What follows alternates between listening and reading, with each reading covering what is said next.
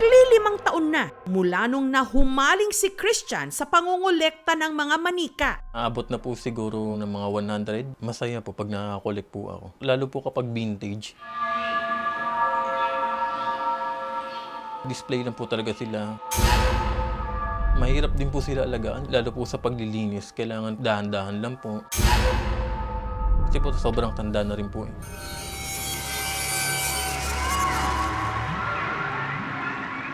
Pero ang mga manika ni Christian, hindi lang daw simpleng pan-display o laruan. Di umano, ang ilan kasi sa mga ito, haunted?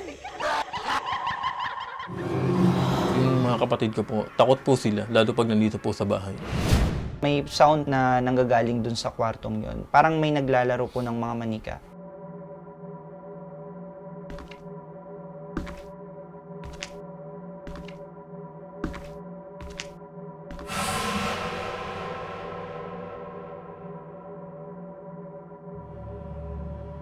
Christian?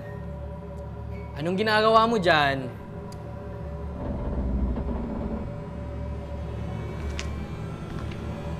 Christian?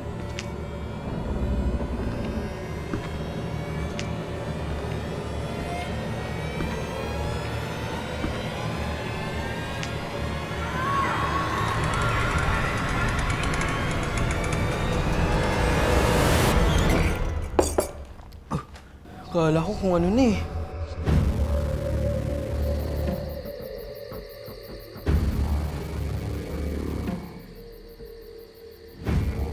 Magbaba niyo po sana ako ng madaling araw.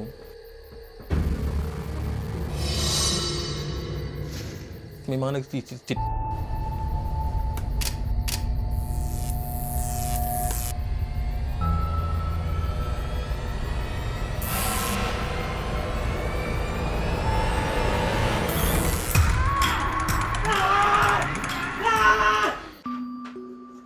Isa raw sa mga pilyo niyang manika ang kinostomize nilang doll na pinangalanan nilang Clark. Nagsimula po kasi kwento ni Clark noong December 2019.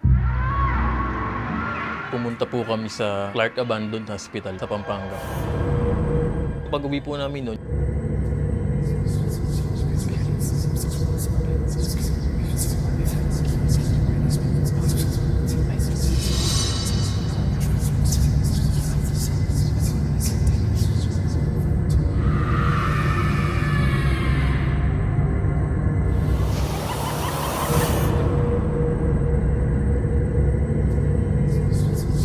itim na itim at duguan po.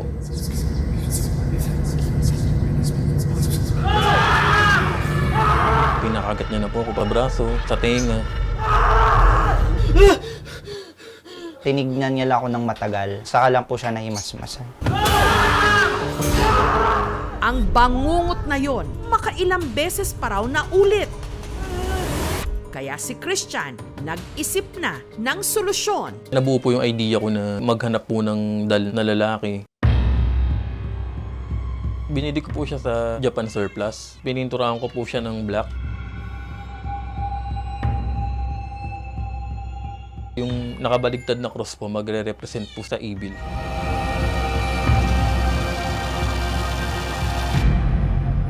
Nung nabuo ko na po yung doll na si Clark, nanahimik na po kasi nagkaroon na po siya ng bahay po.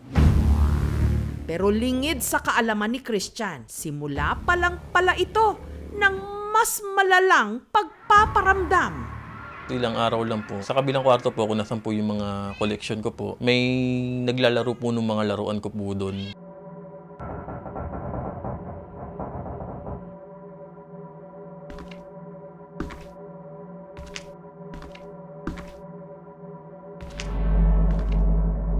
Pinakalaruan lang po yung gumagalaw. Tapos wala naman po akong nakitang iba.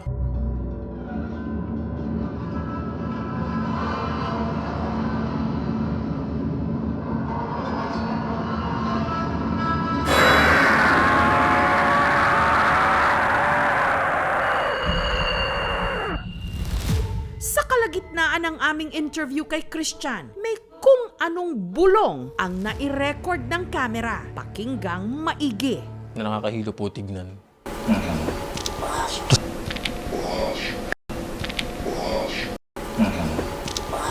Pero sa halos 100 niyang mga manika, hindi lang daw si Clark ang mapaglaro. Ang ganda-ganda mo naman, Joel. Kaso, wala nang space dito eh. Tabi na lang kaya kita sa kama.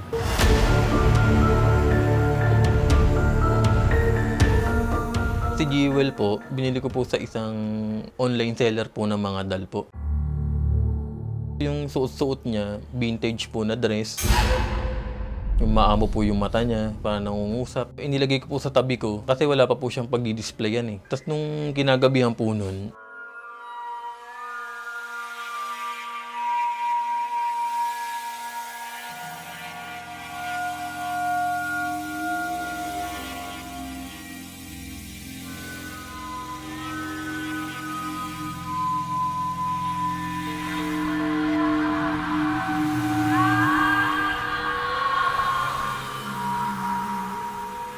meron pong malaking babae sa uluhan ko po. Sinimas-simas niya po yung ulo ko. Malamig po yung kamay niya. Kaya po ako nagising.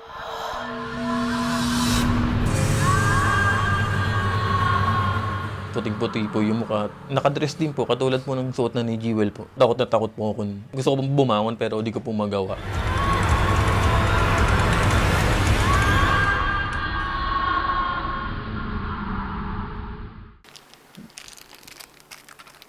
Nag-aalay din po kami ng mga candy. Offerings na din. Sa paniniwala ko para po swertihin. Pantay-pantay po yung pagtingin ko. Wala pong favoritism. Kasi baka yun po, mag-inggitan na naman po. Ang iniiwasang inggitan sa pagitan ng kanyang mga laruan ang tinitignang dahilan ni Christian kung bakit parang aligaga ang ibang mga manika.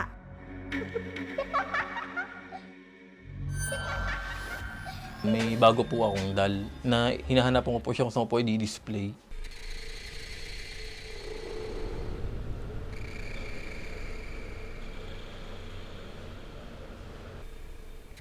Pinagpalit ko po sila nung isang dal ko. Ang itsura po niya, nakasimangot po talaga.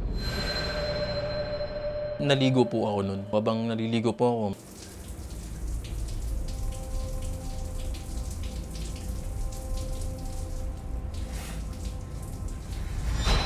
Ay! Sino yun? Hindi ko nakipagbiruan, ha?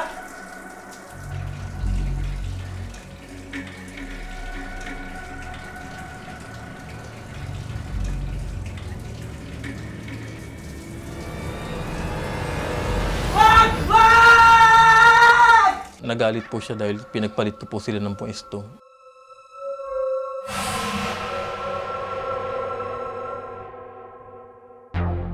Isa sa pinakapaborito ni Christian, ang manikang pinangalanan naman niyang Ichimatsu, Japanese doll na para raw nabubuhay.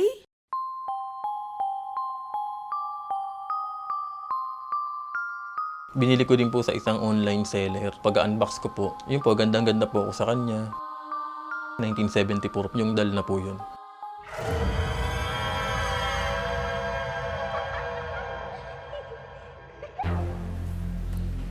Dahil vintage doll ka, dito para kita ka agad. Di-display ko po siya ng nakapatong lang po sa cabinet. Tapos yung box po niya, naiwan po sa taas.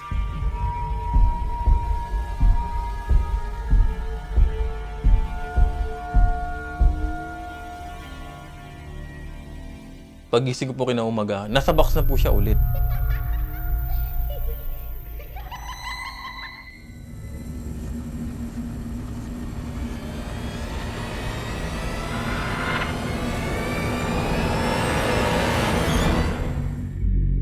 Hanggang isang araw, may nag-message kay Christian. Yung kakilala ko pong pagan witch, nag-PM po agad siya sa akin. Ibang tingin ko sa doll na yan. Nananakit yung dibdib ko para akong tinutusok. Ibig sabihin, curse siya. Nagulat po kasi wala pa naman po akong pinagkukwentuhan na tungkol nga po sa ginawa niyang kababalaghan na lumipat sa box. Ang nagbenta kay Christian ng manika, nahanap ng aming team. Yung owner po niyan ay Japanese. Sa nanay niya po yung dal na yan, galing po sa Japan. Pumanaw na yung mother niya, kaya binenta niya na sa online. Kahit sa tingin ko po na may sapi yung mga dolls, di na po ako natatakot eh. Kung masamang spirits man po yung nakalagay sa kanila, ipapakleanse ko na lang. Sa kabila nito, si Christian may mga pag-aalinlangan. Tulad po na sabi ng iba, kailangan pong basagin, sunugin, pero di ko po kaya yun eh. Ilang araw bago mag-undas, binisita si Christian ang paranormal investigator na si Clyde. Hindi ko alam kung anong klaseng presensya meron or kung anong klaseng energy yung bumabalot dito sa lugar na to. Magandang gabi po. Pasok po tayo.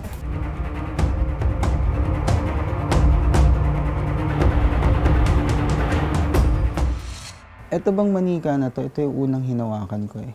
Anong ginawa nito sa inyo? Sa panaginip ko po na nangahabol po sa akin, tas nangangagat, Ito may mga pangalan nito sigurado. meron po. Kapag nabigyan natin ng pangalan, tendency nagkakaroon tayo ng tinatawag natin na anthropomorphism. Kumbaga nagiging buhay siya para sa atin.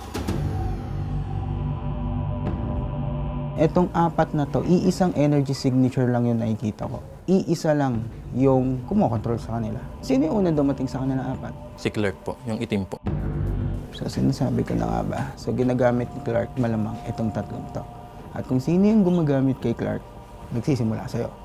Kasi napanaginipan mo to, ginawa mo to, binuhay mo.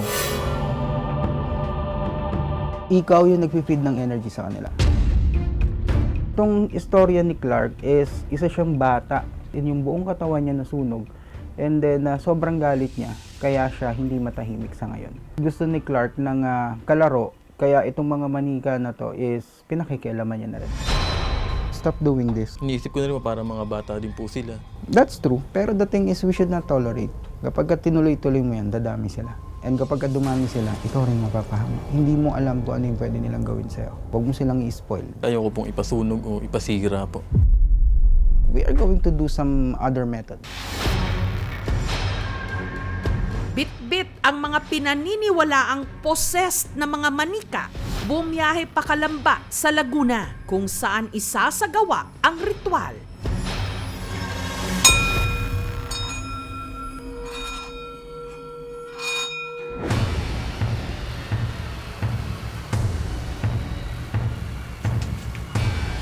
Medyo wild spirit tong nandito sa itim na yan.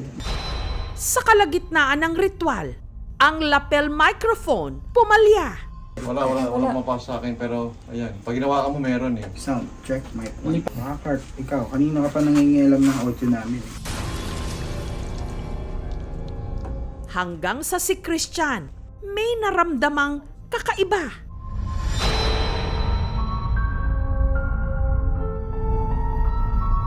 Mabigat po yun. Nakayakap kasi sa ano mo. Sa dito mo sa palo. Sino po nakayakap? Si Clark. Parang Ngayon? alam mo yung bata na nagpapakape. Clark, pumapayag naman ako na nandyan ka, pero yun lang, huwag ka lamang gugulo. Iuwi pa din kita sa bahay. Willing ka ba na alagaan siya? Willing po. Ang gagawin natin, isisil natin si Clark dito sa loob. Bakit siya sa tingin mo na tahimik nung ginawa mo siya? Nung narinig namin yung audio file na sinend sa amin is talagang kinilabutan kami. Hindi joke yun. Tinry ko siya is slow-mo.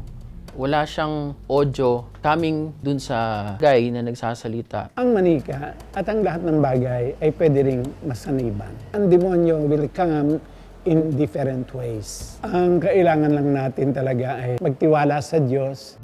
Wala silang dapat ikatakot sa pangongolekta ng dolls kasi hindi naman lahat ng dolls ay haunted. Para kasi yung tao rin naman yung manika, doon nila inilalagay lahat yung mga affection nila.